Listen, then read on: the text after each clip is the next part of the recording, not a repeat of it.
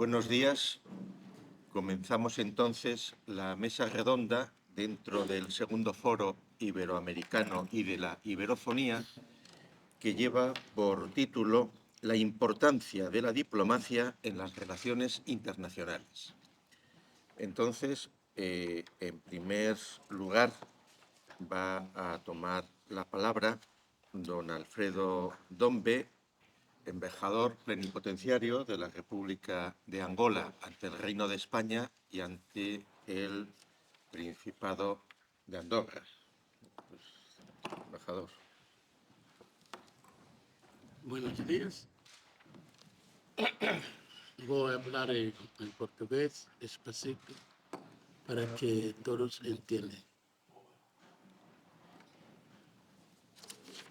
Quero agradecer, em primeiro lugar, a FONIBER, a Academia da Diplomacia, a Universidade de Oviedo e a Associação Ibero-Americana de Comunicação. Vou falar pouco sobre a importância da diplomacia para as relações internacionais do século XXI, desafios, oportunidades para os países africanos. O alargamento do conhecimento e a conectividade, bem como a proliferação de conflitos, tornaram as relações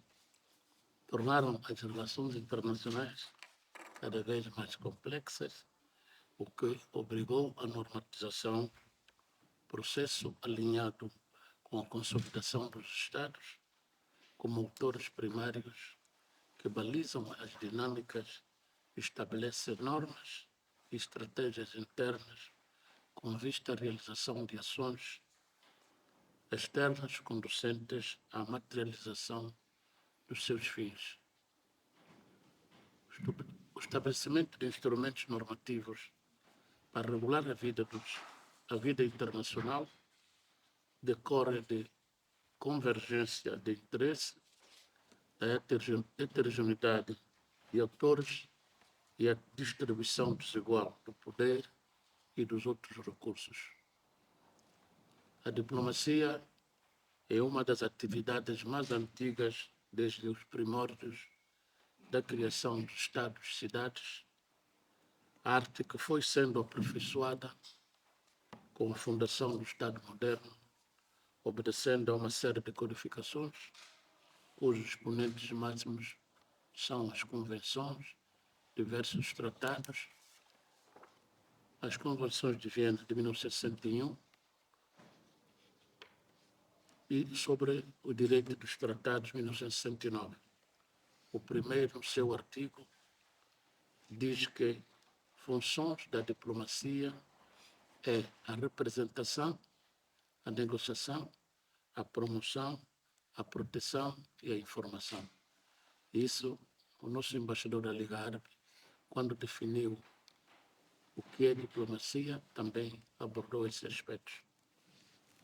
A ciência recomenda que esta atividade, que é por natureza pacífica, deve ser exercida através de intermédios mutuamente reconhecidos pelos Estados, que são os embaixadores. Portanto, e tem também a sua história até atingir-se o nome de embaixadores. Apesar da globalização ter feito emergir vários atores não estatais na arena internacional, a diplomacia continua a ser o principal instrumento de relacionamento entre os povos, não se prevendo para breve a sua substituição por outras formas. Ela é o vaso comunicador de toda a rede complexa de interações humanas, sejam elas de natureza, seja quais forem as suas naturezas e seja qual for a sua geografia. Deste modo, a diplomacia desempenha um papel crucial nas relações internacionais do século XXI, especialmente para a África, que enfrenta desafios difíceis e oportunidades distintas. A natureza globalizada e cada vez mais complexa do mundo contemporâneo exige uma abordagem estratégica e colaborativa para lidar-se com as novas questões transnacionais, como as alterações climáticas, a segurança cibernética e as pandemias. De modo geral, os países africanos, historicamente marginalizados, encontram na diplomacia uma ferramenta vital para reforçar a sua voz no cenário internacional. A diplomacia permite que estas nações participem em fóruns, influenciem decisões e defendam os seus interesses específicos.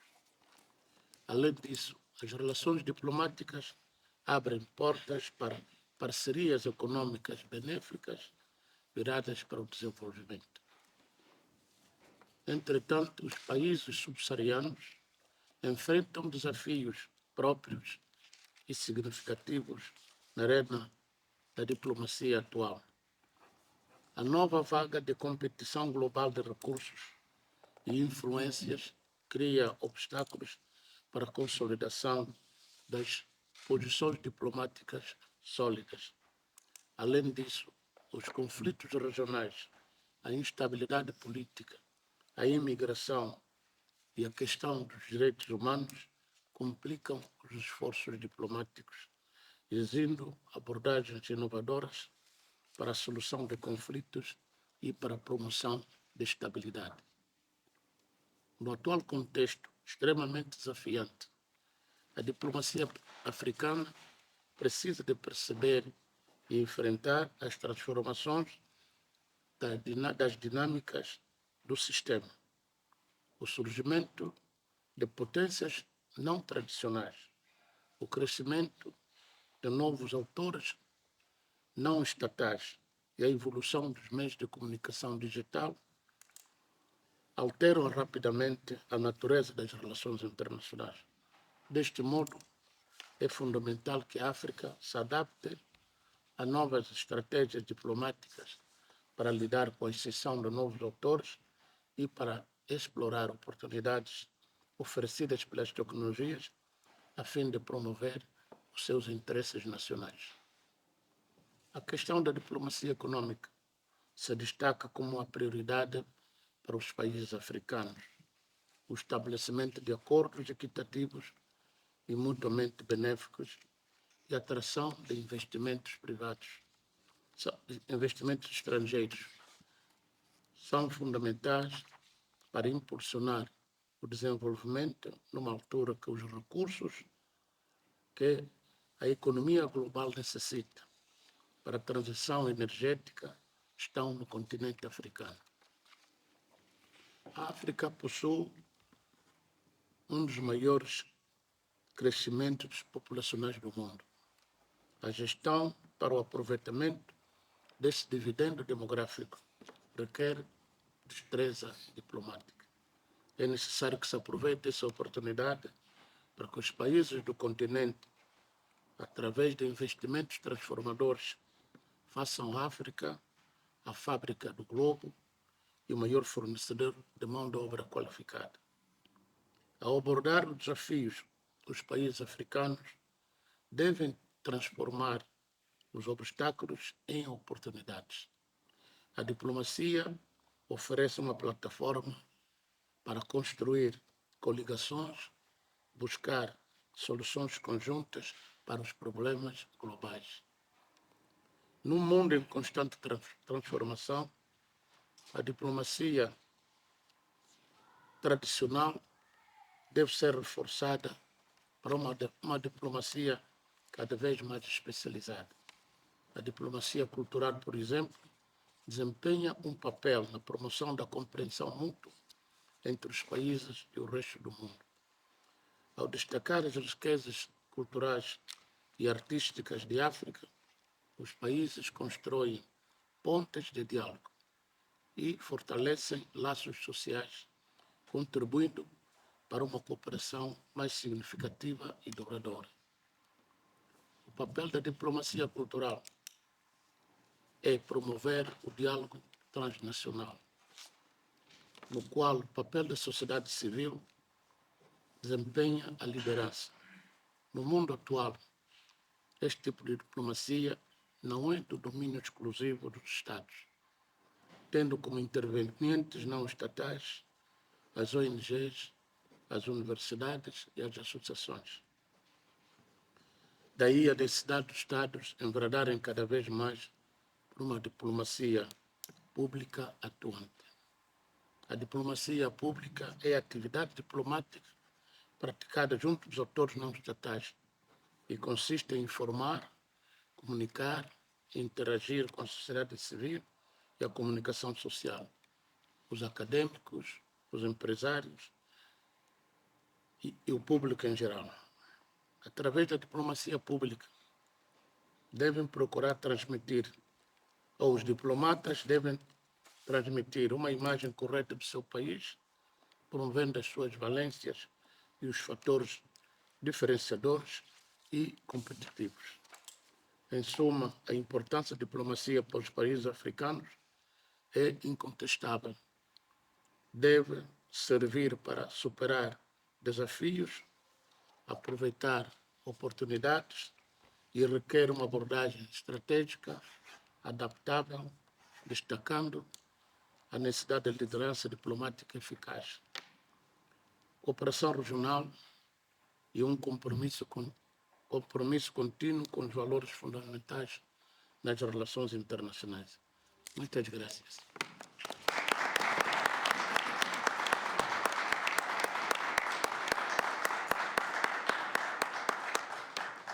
A continuación, intervendrá el excelentísimo señor don Ramiro Rodríguez Bausero, cónsul general de la República del Uruguay en Galicia, Asturias, Cantabria y País Vasco.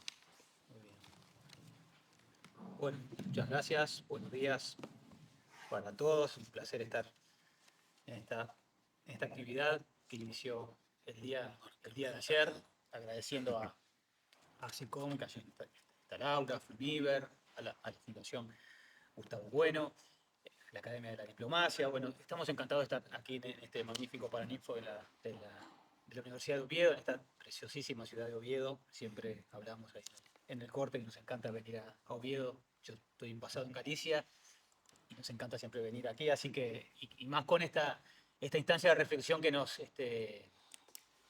generó Laura Galguera, que está muy bien, como decimos, un poco de bajar la pelota y reflexionar sobre estas cuestiones que a veces en la dinámica cotidiana no lo hacemos como deberíamos, por otra parte. Así que, bueno, qué decirles de la actividad diplomática, ¿no?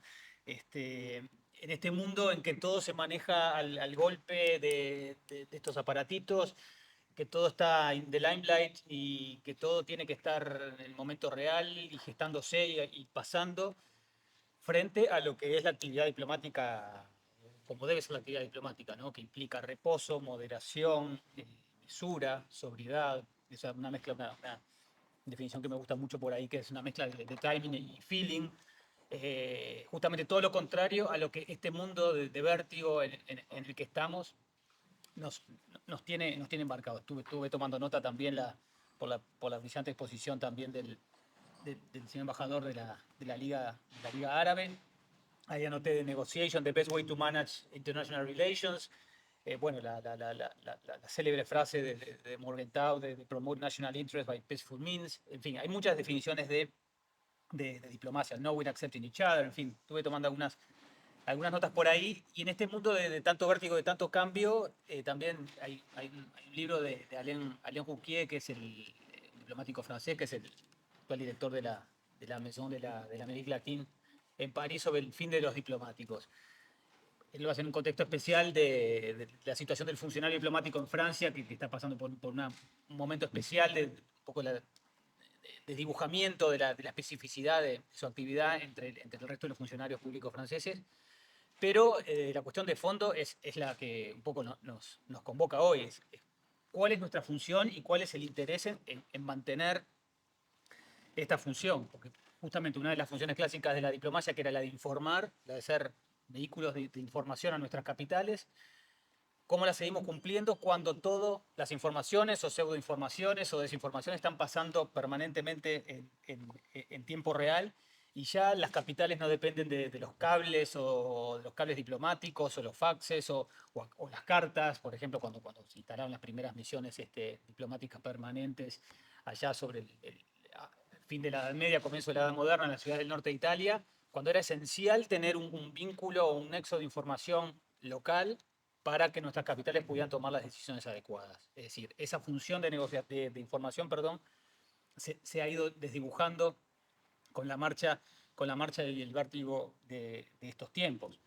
La propia función de relacionamiento entre gobiernos, cuando las cancillerías eran o solían ser los canales necesarios, hasta excluyentes, de las relaciones entre estados, y hoy también al abrigo de estas coyunturas, o ya no diría coyunturas, surgen nuevas formas de relacionamiento que ya no dependen de las cancillerías o de los diplomáticos o de los cuerpos diplomáticos. Es decir, me refiero a los conceptos de paradiplomacia, la propia diplomacia presidencial, diplomacia parlamentaria, los relacionamientos a nivel subestatal que son tan frecuentes hoy en día y que hace un poco que esa centralidad que ocupaban en su momento las cancillerías ahora estén también un poco en tela de juicio. Lo mismo en la función de representación, cuando hoy, que eso no deja de ser una buena cosa, ya los vínculos académicos, empresariales, deportivos, sociales, culturales, ya no dependen del canal exclusivo de las cancillerías y gracias a este mundo que permite, que tiene tantas posibilidades de relacionamiento o interrelacionamiento, se van relacionando unos con otros transversalmente y ya no se precisa de la estructura diplomática o la estructura del Ministerio de Relaciones Exteriores porque es muy fácil contactarse con fronteras afuera. Por lo cual, como podemos ver, estamos en un momento en que la actividad diplomática está muy, muy desafiada con el advenimiento de las nuevas tecnologías, como dijimos, la información en tiempo real, sumado a la proliferación de temas que hoy no hay actividad humana que escape de la realidad o la vocación internacional, y subsecuentemente la proliferación de foros que van un poco atrás, también con forma de regular y coordinar esas actividades que se van relacionando entre las naciones. Entendemos, por otro lado, que el avance de la inteligencia artificial, yo pensaba, creo que la inteligencia artificial por ahora no va a atacar la actividad diplomática, por lo cual creo que por ahora trabajo vamos a tener. Pero bueno, son desafíos que están allí sobre la mesa y por otro lado un mundo que, ¿qué les voy a decir? Que a veces nos hace flaquear un poco nuestro optimismo sobre la evolución de la condición humana, ¿no? Frente a ¿qué les voy a decir de este mundo que está plagado de conflictos y nos habían prometido un final de la Guerra Fría y un fin y una era más pacífica, pero lamentablemente el tiempo ha dicho y los hechos y los acontecimientos han demostrado que no es así. Por lo cual entendemos que más que nunca se precisa de un cuerpo, de cuerpos diplomáticos, una actividad diplomática que un poco reivindique su condición y reivindique, gracias a sus aptitudes y sus méritos, contribuya en la medida de las posibilidades, hoy hablaba el embajador de que la guerra es el fracaso de los diplomáticos, contribuya a construir un mundo mejor. Y en ese sentido, hay varias notas que tomé aquí. Para empezar, es necesario un poco actualizar esas dimensiones clásicas de la actividad diplomática. Dijimos que las funciones que los diplomáticos es informar, representar, naturalmente que negociar, la promoción de nuestro país en el exterior, naturalmente la defensa de los intereses de los nacionales en el exterior, pero conforme a la evolución de los tiempos entendemos que tienen que tener alguna actualización. Y en ese sentido, unos cuerpos diplomáticos con las notas características que tienen que tener de ser un cuerpo estudioso, mesurado, con vocación de permanencia, que no esté al vaivén de los cambios políticos o electorales en los estados, es importante para mantener justamente una continuidad que permita esas relaciones a largo plazo y duraderas.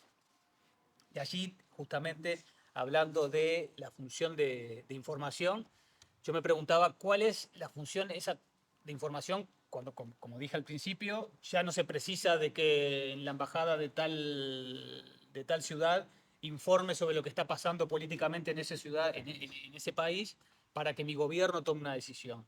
Sí, ahora en tiempo real, aquí por las redes sociales, seguramente ya lo saben en mi capital. Entonces allí creo que igualmente allí lo que hay que hacer es un trabajo de información de calidad. O sea, el diplomático tiene que estar está en la mejor posición para, bajo el tamiz de su experiencia, bajo el tamiz de saber lo que precisa su Estado, es analizar esa información y dar ese, digamos, ese valor agregado del análisis de la información local frente a su gobierno.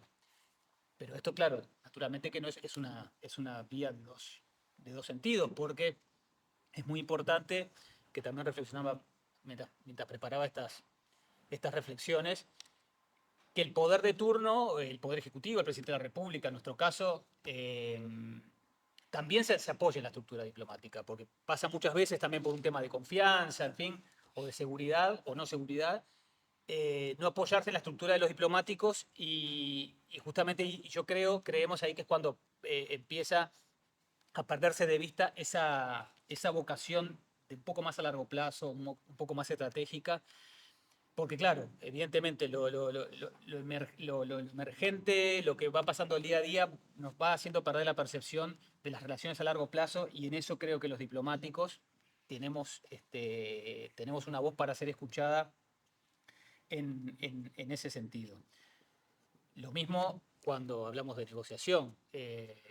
Así los diplomáticos cuando viajan los jefes de Estado de Gobierno a las cumbres o a los foros multilaterales y se apagan los flashes de las fotos, los que realizamos el necesario seguimiento de las actividades y los temas, somos los diplomáticos, o deberíamos serlo. Lo mismo anteriormente, antes de llegar a ese momento culminante de la firma del acuerdo o la firma del tratado, los que estuvieron haciendo o los que deberían haber estado haciendo el trabajo previo de coordinar los equipos negociadores, de llevar adelante de manera incesante el íter negociador de tal o cual acuerdo, somos los diplomáticos.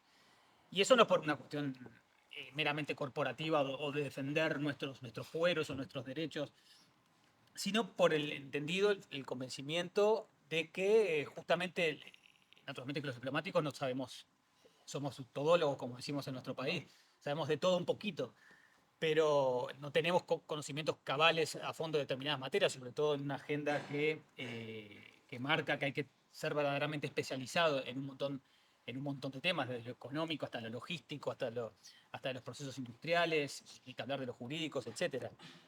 Pero sí el diplomático creo que está en la mejor posición para liderar los equipos negociadores de su país.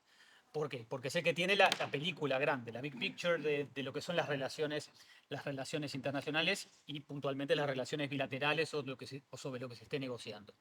Entonces yo creo que ahí hay un potencial para volver sobre esas estructuras, que entiendo que hoy es muy difícil porque pasa que dentro de los propios equipos negociadores directamente con vuelvo a estos aparatos, y no es que sea un dinosaurio, porque yo también los uso mucho, pero evidentemente se pierde un poco a veces la cohesión de los equipos por los intercambios directos, sin que muchas veces la centralidad de Cancillería ocupe su lugar para tener esa visión un poco amplia, tal vez reposada, un poco más a largo plazo de la relación bilateral que se esté tratando. Quiero, si me permiten, no sé, usted me corta, quiero hacer una pequeña digresión de mi país, de Uruguay. Nuestro país llevamos adelante o ha desarrollado una carrera diplomática ya hace más de 40 años. Es una carrera diplomática a la cual se ingresa y se asciende por concursos muy, muy rigurosos, debidamente auditados, debidamente controlados, como todo en la actividad humana seguramente perfectibles. Pero es una carrera diplomática que es fuertemente profesionalizada, muy democrática y muy meritocrática. Un poco se ha roto aquel tabú, aquella consideración que solo ingresaban a la carrera diplomática miembros de ciertas élites o ciertos sectores sociales. y evidentemente ahora el concurso de ingreso, desde hace ya mediados de los años 80, ha permitido que la carrera diplomática se haya nutrido de, bueno, naturalmente muchísimos colegas, debo decir mayoritariamente mujeres en este momento, que vienen de todos los extractos sociales. Y eso yo creo que también enriquece y nutre mucho la carrera diplomática, porque bueno, como dice bueno, nuestro sello, nuestra asociación de funcionarios diplomáticos, el Uruguay entiende que la importancia de las redes es fundamental, sobre todo para un país de las características de Uruguay. Uruguay no es por un capricho per se que uno quiere tener una buena carrera diplomática o buenos representantes diplomáticos en el exterior, sino que Uruguay precisa las redes, y de eso suscribo, señor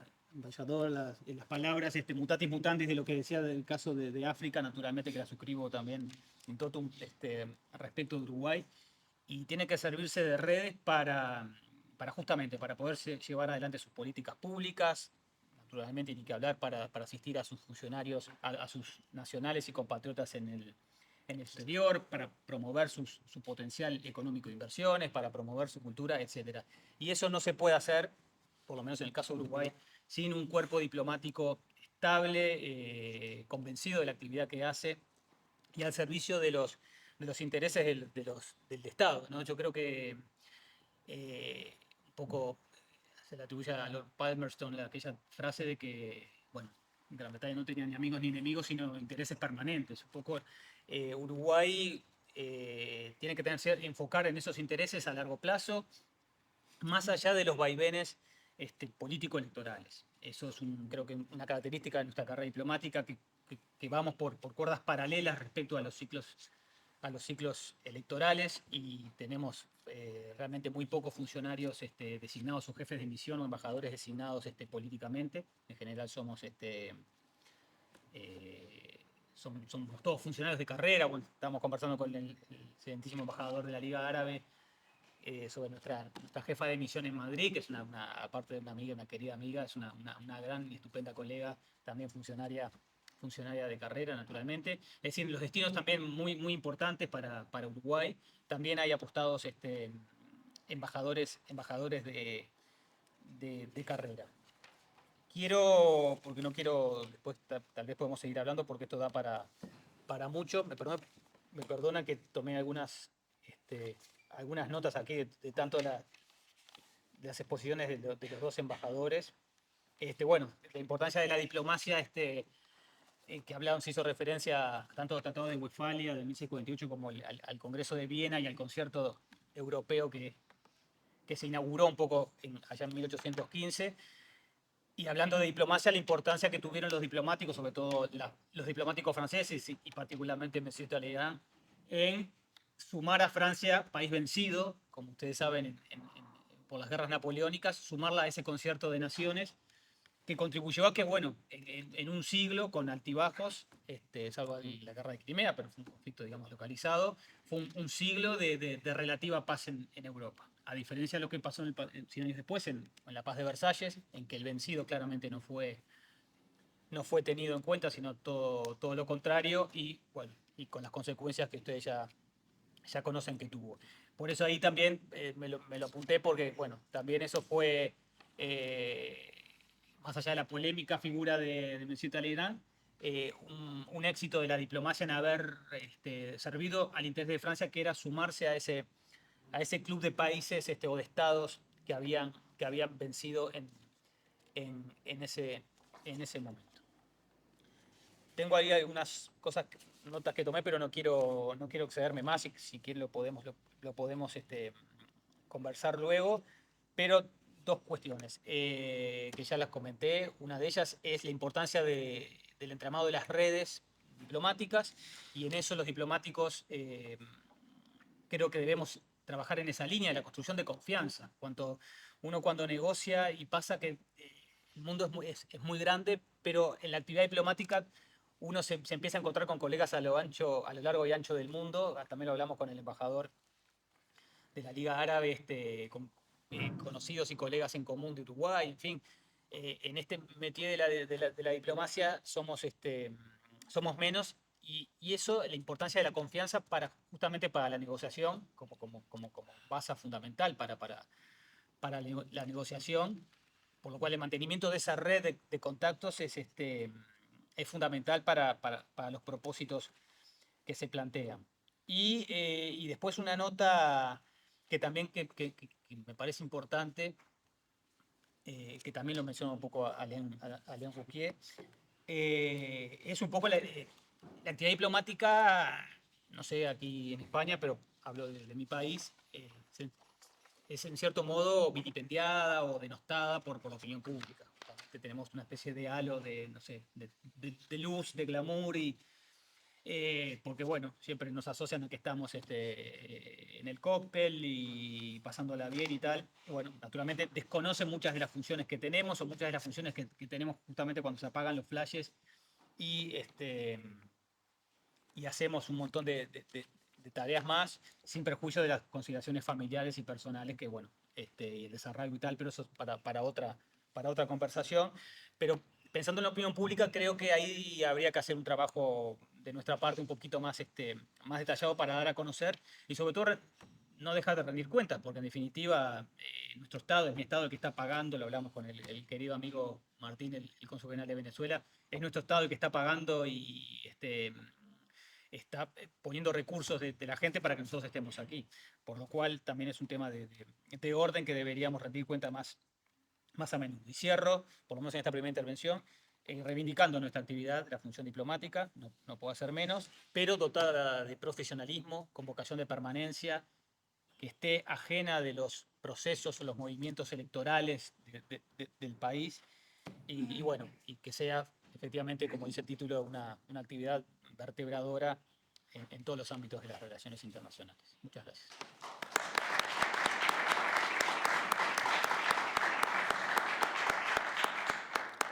Bueno, pues ahora tiene la palabra Gustavo Bueno Sánchez, de la Fundación Gustavo Bueno, que soy yo mismo. Y bueno, que me han encargado que presente, pues ¿qué se le va a hacer? Bien, me voy a ajustar estrictamente al título de esta mesa, la importancia de la diplomacia en las relaciones internacionales, para concluir diciendo que la importancia de la diplomacia no se produce históricamente, no viene solo en el momento en el que se puede hablar de relaciones internacionales, sino desde mucho antes, desde que existen sociedades políticas mínimamente organizadas. Este matiz es por lo siguiente: para que haya relaciones internacionales tiene que haber, con este nombre, internacional, tiene que haber naciones políticas y tiene que haber surgido el concepto de internacional. El término internacional es relativamente reciente y, curiosamente, nace el mismo año que se produce la Revolución Francesa. Es decir, cuando se acuña el concepto de nación política.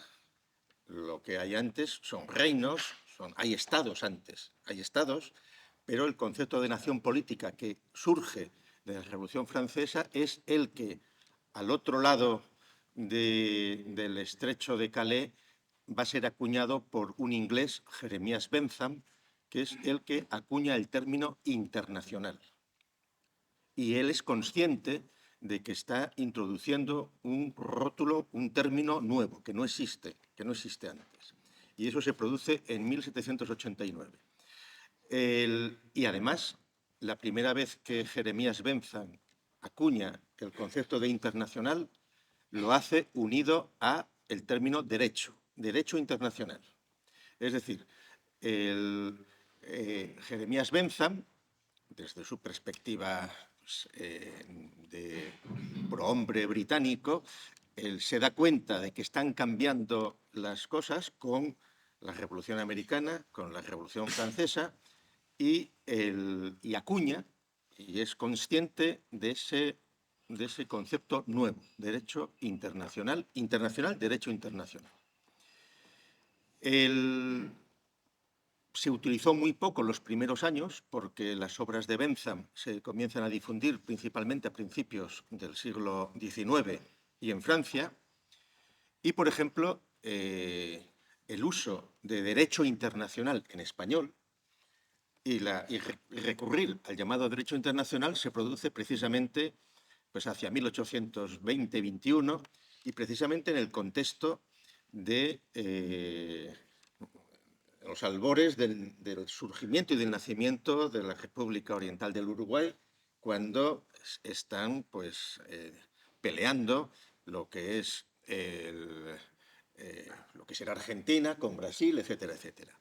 Y ahí hay un momento muy interesante en el cual están haciendo el cerco al puerto de Buenos Aires, en plena guerra naval, y entonces hay uno de los emisarios diplomáticamente que anuncian, pues os quitáis el barco, os lo hundimos, etcétera, pues bueno, que era negociación antes de entrar en la guerra directa, lo que dice es porque hay que cumplir el derecho internacional.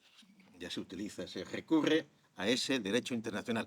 Evidentemente, la contraparte se muere de la risa cuando escucha esa mención a un concepto pues, totalmente metafísico en general.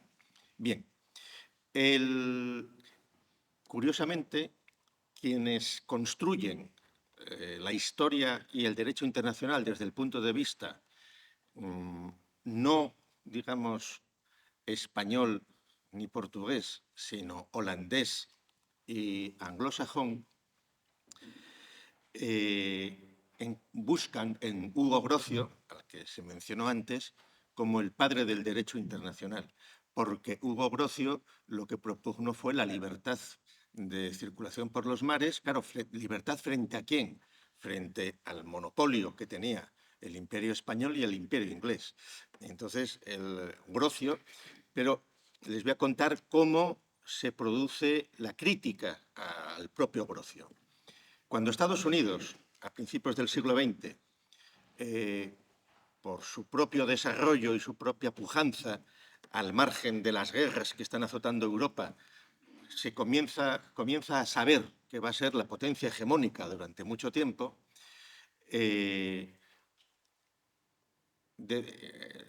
un ciudadano privado, Carnegie, le suena a todos pues, el regalo que hizo la ciudad de Nueva York, el teatro del Carnegie Hall.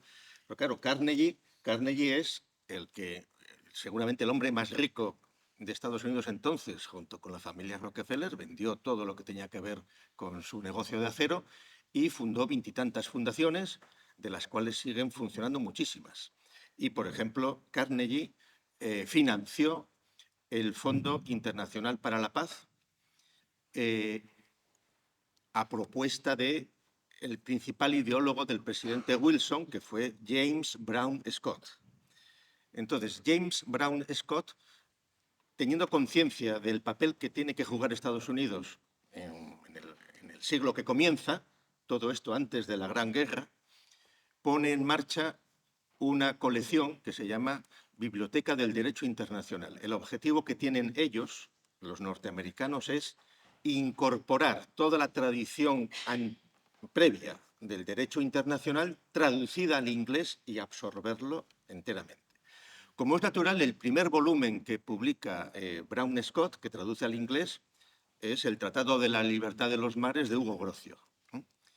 Y así comienza esa colección. ¿Pero qué sucede? Que el propio Brown Scott, como buen pragmático y un intelectual y académico norteamericano, se da cuenta de que Hugo Grocio, a quienes está citando principalmente, es al padre Vitoria o está citando a Suárez. O sea, él mismo ya empieza a darse cuenta de que las fuentes en las que se basa Grocio vienen de antes. Brown Scott era protestante e incluso había luchado contra España en el 98. Fue voluntario, siendo joven, en la guerra de Cuba. Brown Scott después fue, como les dije, el principal asesor de Wilson y, de hecho, su institución, el Fondo Carnegie para la Paz, fue la que financió el Tribunal de la Haya, fue la que dirigió todo el proceso de la paz después de la Gran Guerra y Brown Scott, andando el tiempo, se fue dando cuenta de que Grocio, como padre del derecho internacional, era un anacronismo, no podía ser. Y pensó en Francisco de Vitoria. Y de hecho, en los años 20, ya comenzó a presentar a Francisco de Vitoria como padre del derecho internacional. En realidad, nosotros diremos, ni Grocio fue el padre del derecho internacional, ni Francisco de Vitoria. ¿Por qué? Porque hemos dicho que el concepto internacional es ya de final del XIX y de principios del XX. Estamos hablando de otra cosa. Que no puede haber derecho internacional si no hay naciones políticas, en el sentido moderno de los términos. Hay otra cosa. Y entonces, en el año 1927, por ejemplo, a James Brown Scott, la Universidad de Salamanca le nombró doctor honoris causa. Y el Brown Scott escribió 2 libros en inglés, uno que es Francisco de Vitoria, padre del derecho internacional, y otro que es otro libro en el año 36, que es Francisco Suárez, fundador del derecho internacional católico, asociándolo al catolicismo, porque además, y eso era algo que lo veía desde el pragmatismo norteamericano, Brown Scott, que está enterrado en Arlington. ¿Por qué? Pues porque en realidad venía a reconocer la diferencia del imperio español con respecto al imperio inglés depredador frente al imperio generador español.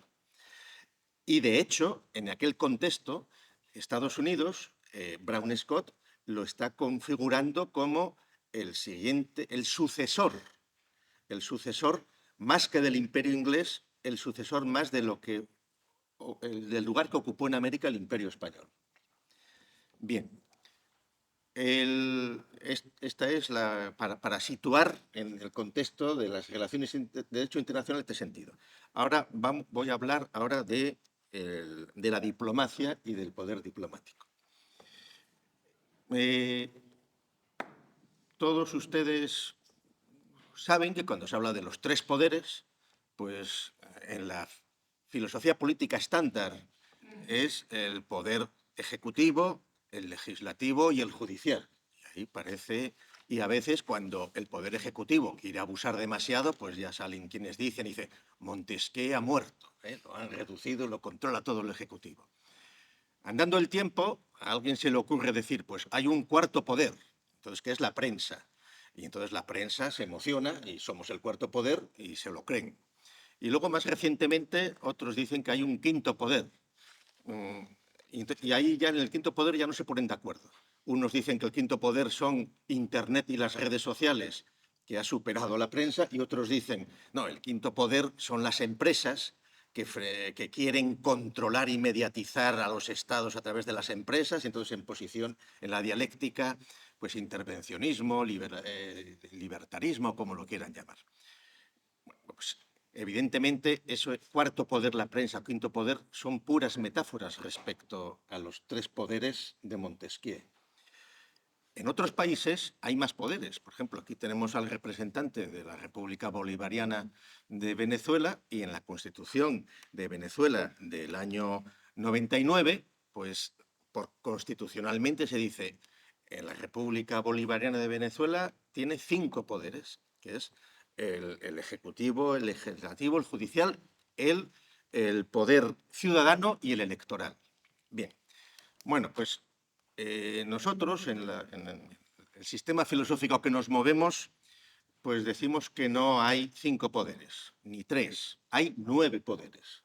E incluso ya, si nos ponemos exquisitos y esos poderes analizamos el poder ascendente o descendente, salen hasta 18, pero me voy a quedar por desdoblamiento de cada uno de ellos. Y estos poderes, además, necesariamente, sostenemos, tienen que estar presentes en toda sociedad política que realmente lo sea. Lo que sucede es que normalmente solo se fijan o nos fijamos en una de las capas de las sociedades políticas realmente existentes, que es lo que nosotros llamamos capa conjuntiva. Efectivamente, en la capa conjuntiva, los 3 poderes es el poder ejecutivo, que es el poder operativo, el poder legislativo, que es el poder estructurativo, y el poder judicial, que es el poder determinativo. Pero ahí nos quedamos solo con una de las capas de la sociedad política, que es la capa conjuntiva, que es la capa que sirve para organizar en el interior una sociedad política. El narcisismo, diríamos, de estos tres poderes hace que se olviden que toda sociedad política está sobre un territorio. Toda sociedad política se ha apropiado de una parte del territorio, que es lo que nosotros llamamos la capa basal, sobre la que se asienta esa sociedad. Y entonces, esa capa basal, para operar con la capa basal, la realidad material, pues de la gestión del territorio, etcétera, no se queda ni en el ejecutivo, ni en el legislativo, ni en el judicial, que diríamos son superestructuras que requieren otro tipo de poderes realmente existentes, que son el poder gestor de esa capa basal, del territorio, de las empresas, de todo, el planificador y el poder redistribuidor.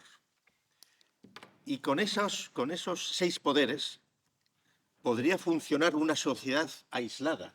Pero ¿qué sucede?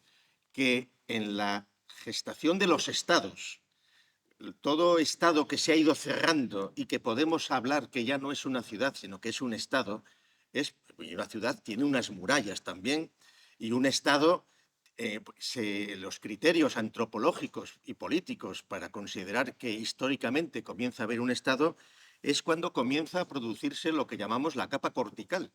Es decir, cuando un Estado tiene que defenderse de otro Estado que está al lado y que le quiere invadir, porque tiene que defender su territorio.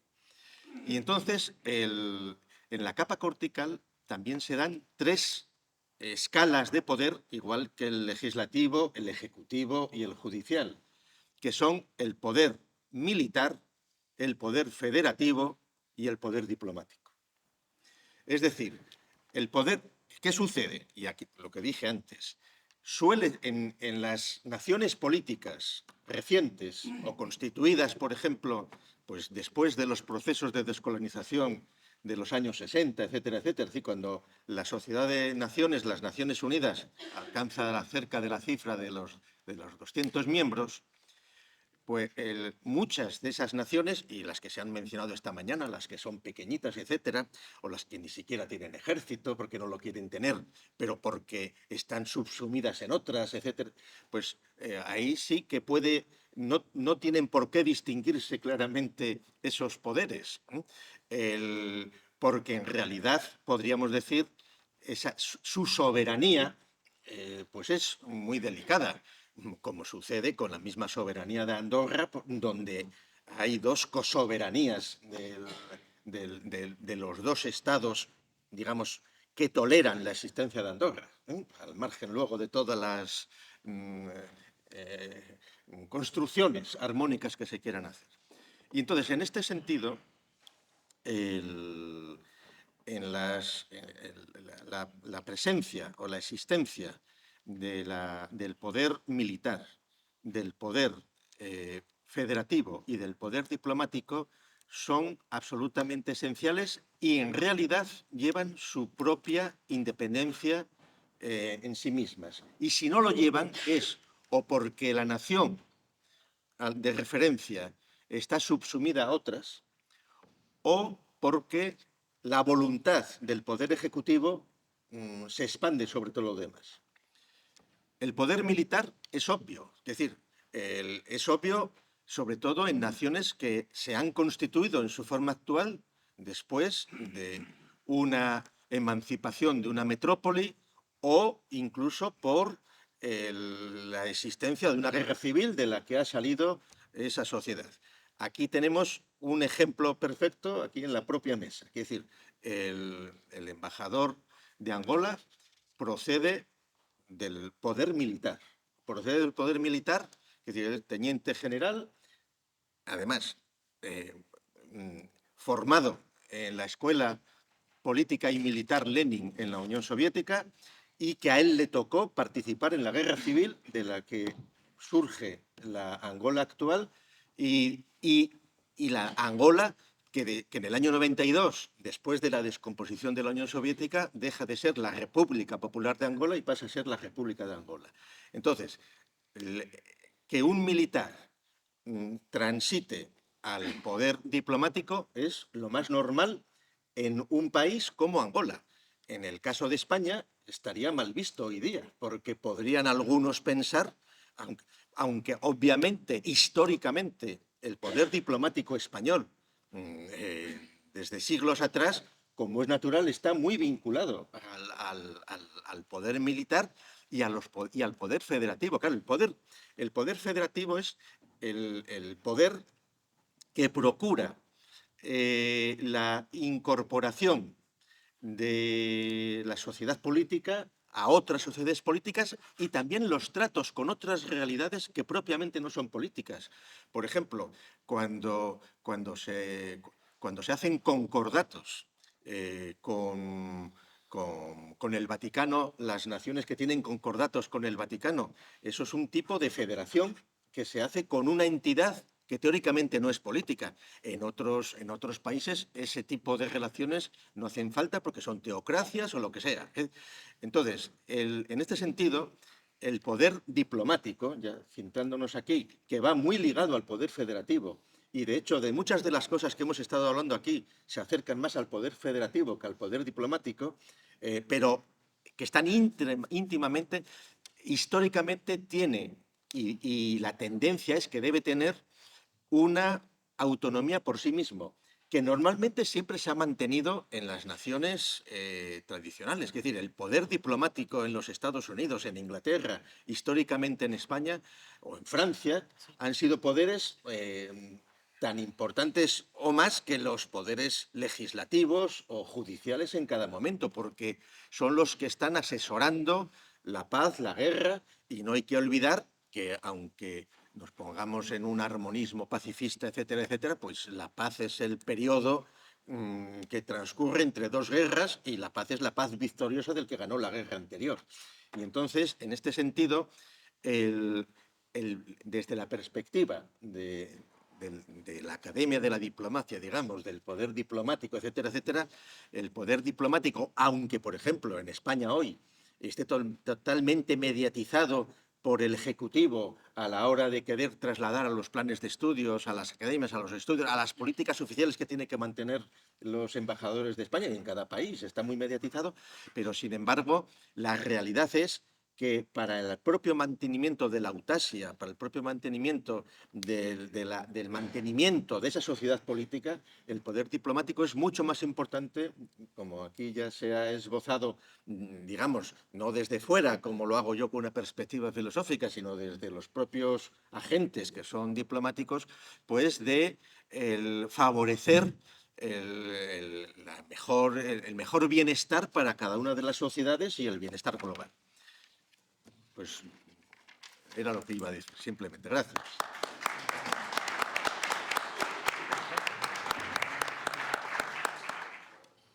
Obrigado mais uma vez. Eu penso que o tema que nos foi colocado é um tema de muita reflexão, é um tema que tem uma história muito longa e que pede a todos os presentes para irmos procurando encontrar uma resposta de acordo com as épocas, para vermos atualmente onde é que a diplomacia se encontra. Fez-se uma referência, tanto no caso específico de Angola,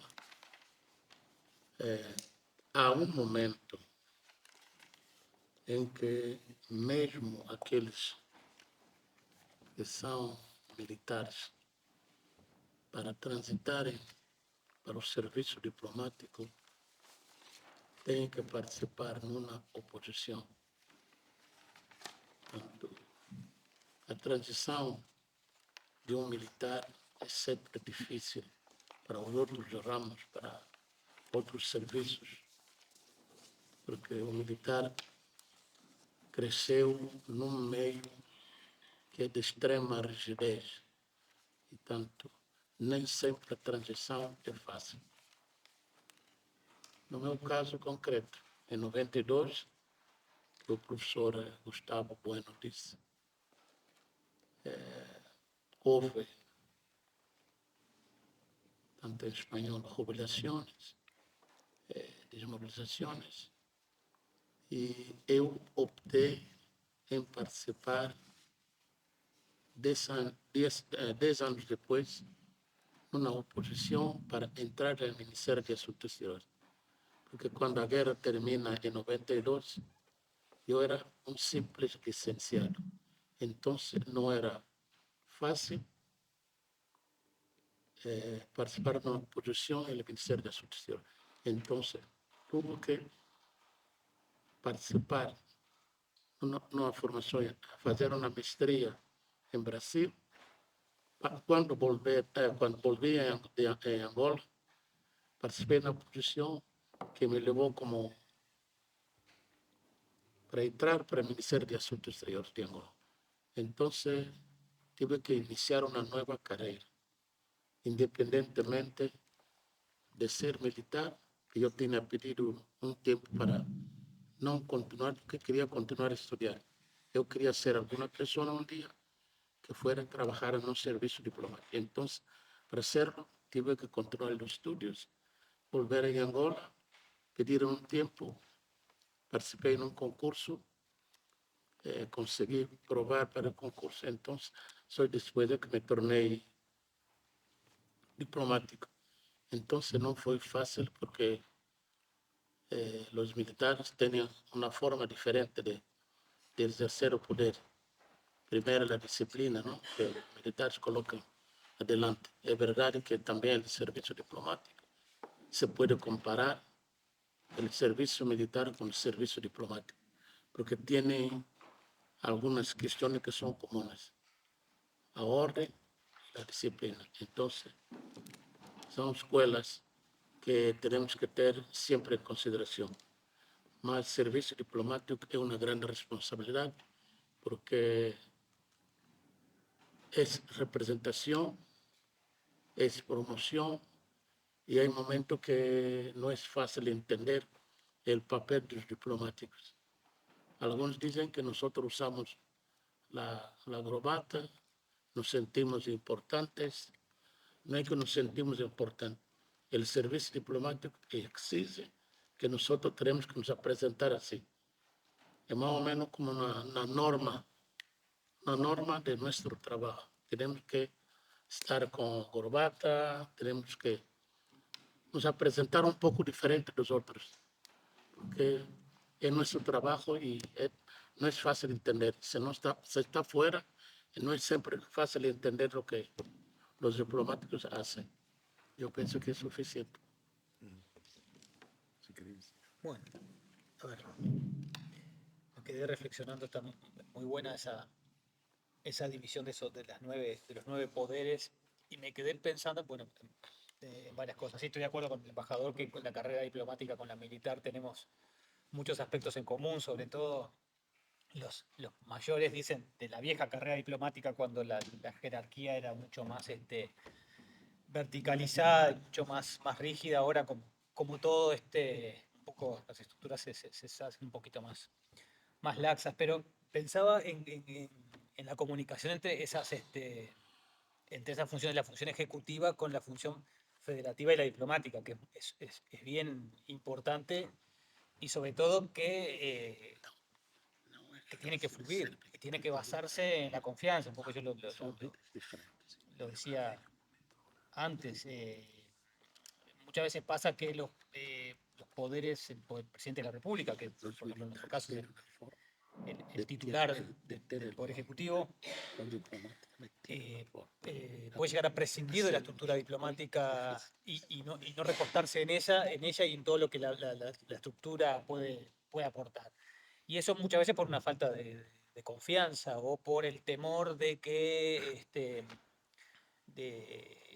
bueno, que la cuestión no canalice como corresponde. Y eso, claro, en este mundo en que, por ejemplo, los propios presidentes tienen su propio grupo de WhatsApp, los propios cancilleres tienen su propio grupo de WhatsApp, Entonces hace que a veces la estructura hacia abajo esté perdida o no enterada de lo que está pasando, o peor, se entera luego de forma oblicua. Con lo cual, ese trasvase, obviamente, jerárquicamente, la función ejecutiva es superior jerárquicamente que o por lo menos lo entiendo yo, que la función federativa y la función diplomática, porque naturalmente que estamos como funcionarios, estamos al servicio del Poder Ejecutivo, pero tiene que apoyarse justamente en basarse en la confianza y apoyarse en una estructura que también demuestre esa confianza. ¿Me permites un Sí. matiz?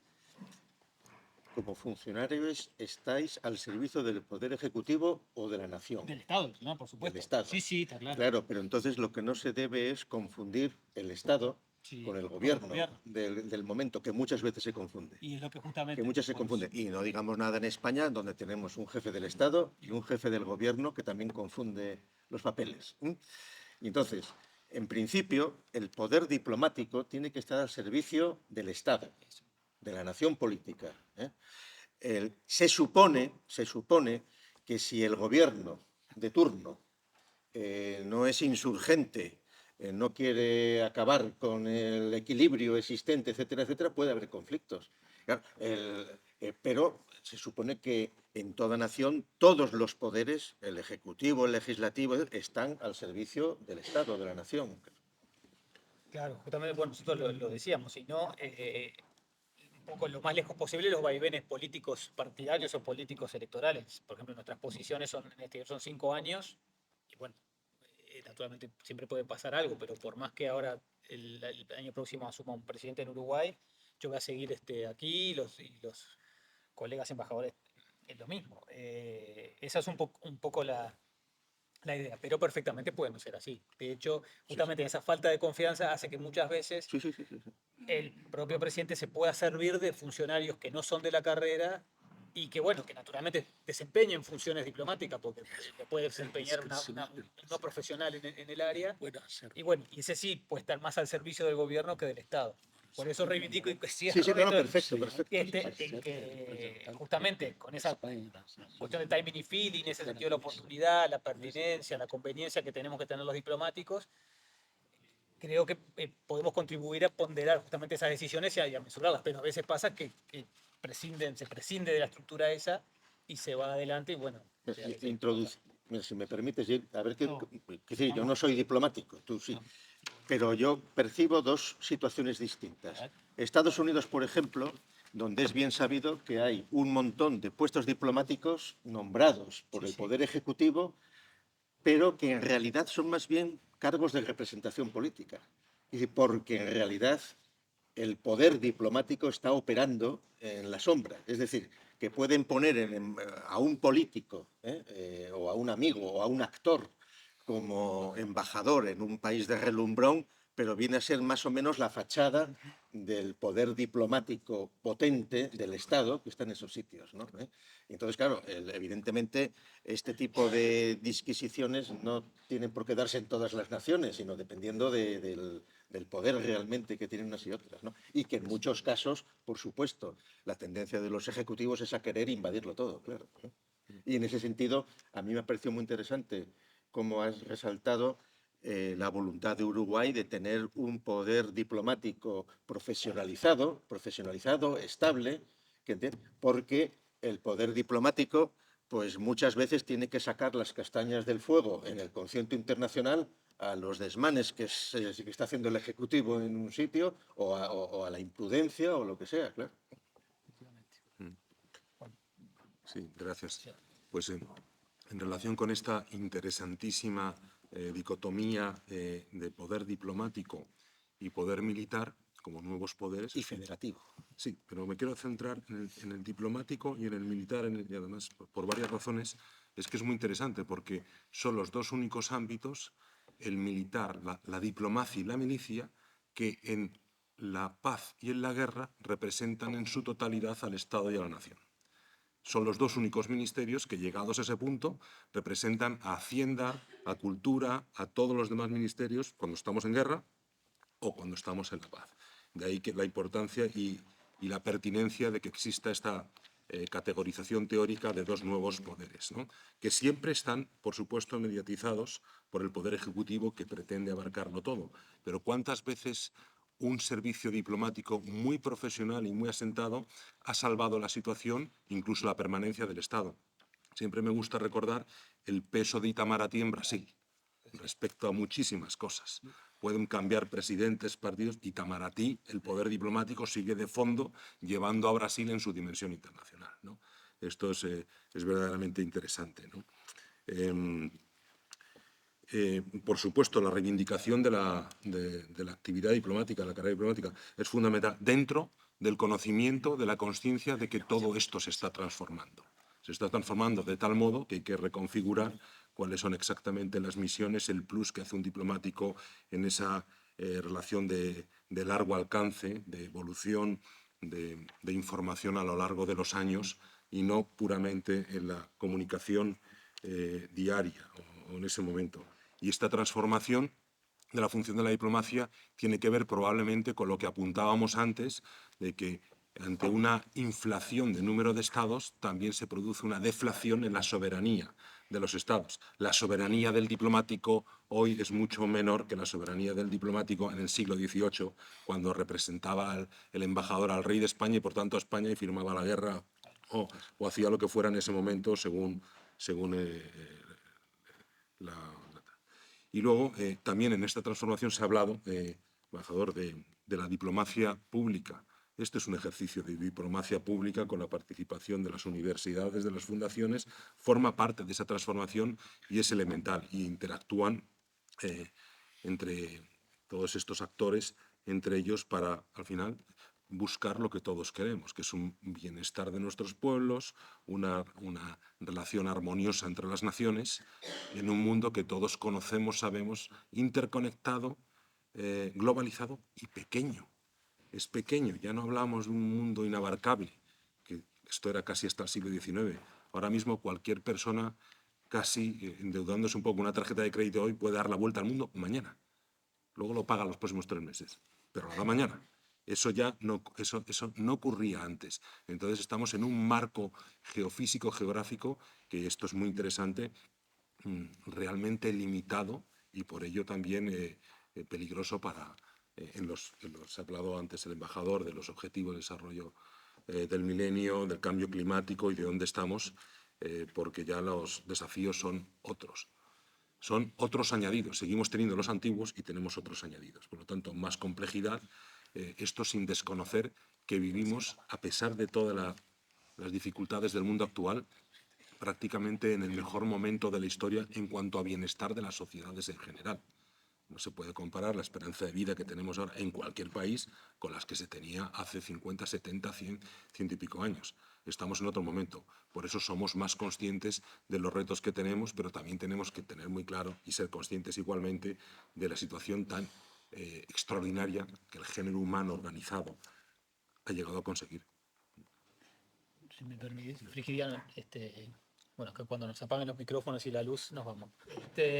No, pensaba también, reflexionaba sobre la importancia de cómo los principios de derecho internacional y de derecho diplomático en particular han ido también constriñendo y un poco vertebrando la actividad diplomática, porque me imaginaba en aquellos escenarios de las misiones, las primeras misiones diplomáticas permanentes, ¿no? Que los embajadores eran muy activos socialmente en el sentido de que se excedían de sus funciones, las funciones que podemos concebir actualmente como representantes de otro Estado, y se involucraban en los asuntos internos de locales y, bueno, generaban insurrecciones y, o sea, los principios han ido evolucionando, creo que favorablemente y un poco encorsetando y cuadrando la actividad diplomática. Ni que hablar, que se hizo mención hoy a Westfalia, que, bueno, que supuso también el reconocimiento de la soberanía jurídica de los estados, con la excusa religiosa de las guerras de religión que ya desde el siglo anterior se habían propagado por toda Europa. Lo que hace Westfalia es nivelar un poco el reconocimiento de las entidades soberanas como iguales, más allá de que funcionalmente o que económicamente, ni hablar militarmente, sean distintas. Y eso, bueno, ese orden de cosas luego en la evolución del propio Congreso de Viena, la propia evolución del derecho diplomático y consular y las relaciones diplomáticas. El propio embajador también lo habló con las convenciones de Viena de los años 60. Y la propia evolución del protocolo, ¿no? Como esa ordenación de vanidades, como diría algún viejo director mío de protocolo, para justamente como corolario de ese reconocimiento de la igualdad jurídica de los estados, ese protocolo para defender y preservar ese principio cardinal que es el de la soberanía. Pero bueno, reflexiones en voz alta. Embajador, pues, bueno, si alguien quiere... ¿Alguien Bueno, quiere sí, decir algo? tenemos público, de hecho. Sí. El Nos público ensalzamos, presente, si nos quiere decir ensalzamos algo, que lo diga ahora. Es verdad. Felicitarlos a los... Bueno, para quienes no lo conozcan, es el cónsul general de la República Bolivariana de Venezuela en Galicia, Asturias y León. Eso. En primer término, para felicitar a los panelistas y como quiera que se tocó la estructura de los poderes, yo quiero muy sucintamente explicar la situación de nuestra República Bolivariana de Venezuela. Nosotros tenemos un sistema presidencialista. Cuando hay un sistema presidencialista, el presidente es presidente constitucional de la República y comandante en jefe de las Fuerzas Armadas. En consecuencia, ese es el jefe máximo del Poder Ejecutivo. Tenemos el Poder Legislativo, el Poder Judicial y desde el principio, cuando Simón Bolívar nos libertó, trajo como sugerencia que no pudo ejecutar en virtud del tiempo la creación del poder ciudadano, que es un poder moral. Y tenemos entonces incorporada a la Constitución de 1999 el poder moral que lo constituye el defensor del pueblo, la Contraloría y el fiscal general de la República. Esto con el fin de garantizar una verdadera justicia. Y tenemos también el poder electoral, que es sumamente importante, porque creo que es una de las pocas constituciones que establece un poder electoral que le da autonomía absoluta para la convocatoria, para la realización, para la ejecución de todo proceso electoral. Tenemos elecciones casi cada 6 años, de acuerdo a la Constitución, salvo que, como tenemos también incorporada la participación ciudadana, una política participativa, en cualquier momento un determinado grupo de personas o de instituciones, establecido en leyes especiales y en la Constitución, tiene la capacidad de solicitar la revocatoria de los funcionarios que son electos a través del voto popular. Digamos, el presidente, los diputados, los alcaldes, los gobernadores, etc. Es un poder, yo diría que bastante avanzado, es una estructura del poder. Pero en el ámbito diplomático desarrollamos una política que no, más que todo, es una diplomacia bolivariana de paz. ¿Qué significa eso? Que nosotros, los venezolanos, de acuerdo a las instrucciones constitucionales, obedecemos lo que el pueblo ordena. Todo lo que emana del pueblo, de acuerdo a su política participativa, es lo que hace el Ejecutivo, el Legislativo y todos los poderes. Y el otro punto muy importante es que a través de esa diplomacia bolivariana de paz, respetamos absolutamente el principio del derecho internacional o los principios emanados de los diferentes instrumentos del derecho internacional. Le respetamos absolutamente a los demás países y en contraprestación solicitamos que se nos respete la autonomía y la autodeterminación de los pueblos que está establecido en los principios del derecho internacional. Pues bien, sobre ese sistema descansa la política socialista de la Revolución bolivariana, que es democrática, participativa, protagónica y es una política social de derecho y de justicia. Eso sencillamente para que se sepa, y lo explicó, por cierto, muy bien como estudioso afín de la materia, el profesor Bueno, y les agradezco infinitamente la invitación. Creo que es bien importante esta serie de encuentros porque podamos explicar qué es lo que estamos haciendo desde el punto de vista internacional, que muchas veces se tergiversa en los medios de comunicación social, lamentablemente, y a través de voceros incluso de Venezuela que han salido al exterior a desinformar sobre lo que está ocurriendo.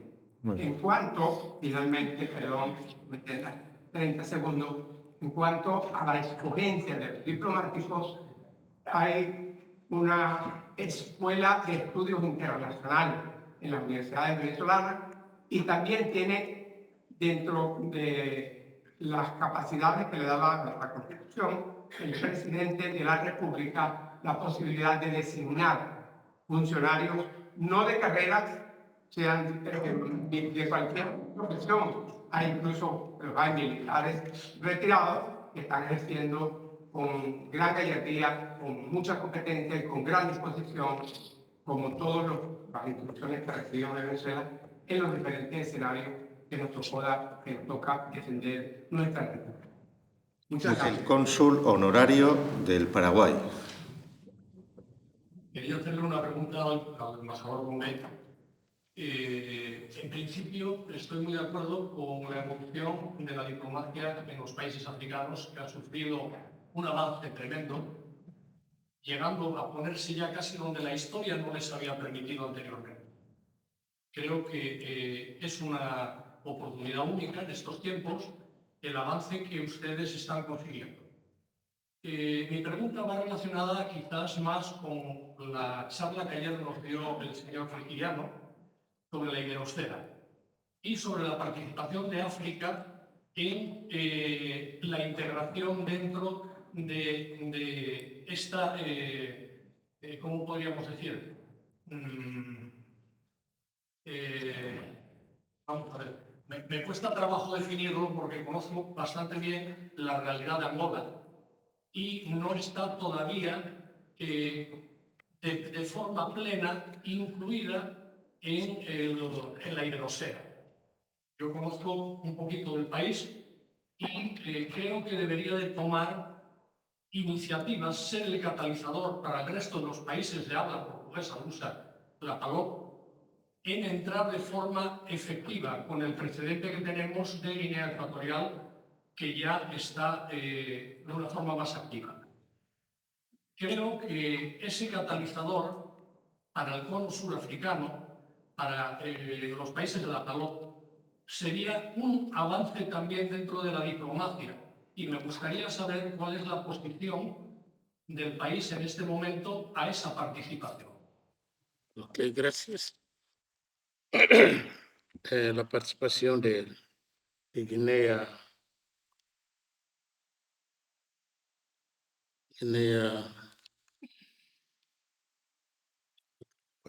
Ecuatorial. A participação da Guiné Equatorial, primeiro, a Guiné Equatorial não é membro dos PALOPs, é membro da CPLP. E o esforço que hicimos em Angola, porque foi o primeiro, o grande protagonista de seu acesso, é que era um país muito abandonado. Então, tinha que integrar-se. Y ayer hablamos de que era necesario para que hay muchos cambios que se quieren en Guinea Ecuatorial. Entonces, solo viviendo en grupo o en colectividad era necesario presionar los dirigentes de Guinea Ecuatorial para alguna cosa cambiar. Actualmente ellos estudian la lengua portuguesa. Tenemos un problema que es con la pena de muerte. Esa es una labor que los países de la CPLP tiene para que la Guinea Ecuatorial termine la pena de muerte, por ejemplo. Entonces, yo pienso que estamos armonizando muchas cosas para que los países se sienten integrados. En vez de estar aislados, tenemos que estar juntos y encontrar soluciones juntos. Entonces, ese es el esfuerzo que nosotros, Angola y otros países, hicimos para que la Guinea Ecuatorial sea un país integrado con los demás países que hablan portugués allá, porque nosotros lo entendemos muy bien. Y actualmente estamos intentando crear una línea aérea que salga de Luanda, Malabo, Madrid. Entonces hay grandes esfuerzos. Tenemos que encontrar soluciones nuestras. Puede ser que es un poco difícil con España, mas con nosotros en África tenemos que encontrar soluciones. Y una solución es esa en relación a Guinea Ecuatorial. Y yo espero que entiendan. Tenemos muchos desafíos y que tenemos que encontrar soluciones. Ese es un desafío que nosotros tenemos. Es un reto, como se dice en castellano. Gracias. Pues, Clausúralo tú. bueno, gracias. El profesor Bueno me invita a clausurar el segundo Foro Iberoamericano de la Iberofonía, que ha constituido un, creo que, excelente ejercicio de diplomacia pública con autoridades, con funcionarios diplomáticos de distintas repúblicas de la Iberofonía, con profesores, con académicos, con simpatizantes, con universidades, con organizaciones del ámbito de la comunicación, que considero que ha sido un éxito y muy interesante para todos nosotros. De alguna manera podemos dar por convocado el tercer Foro Iberoamericano de la Iberofonía, a definir próximamente en sus fechas, contenidos y localización. Y todos ustedes estarán informados. Muchísimas gracias. Y gracias a